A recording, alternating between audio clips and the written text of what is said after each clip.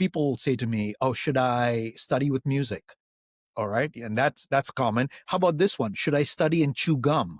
Chewing gum is somehow a lot of students have heard about a few little studies about how chewing gum increases attention a little bit.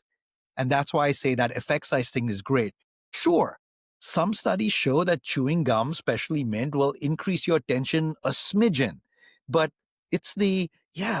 there are some much, much bigger ways that you can increase your attention, namely stop texting and scrolling reels every 3 minutes. That'll do it.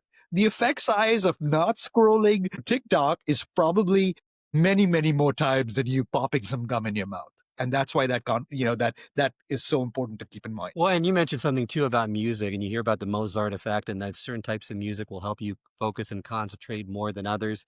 I haven't seen that supported by the research at all. So maybe you can dispel or support that notion that is there any kind of music that supports and accelerates learning? Now, it may not hurt, and if a student or a person is going to be more likely to study with a little music in the background, put the music on.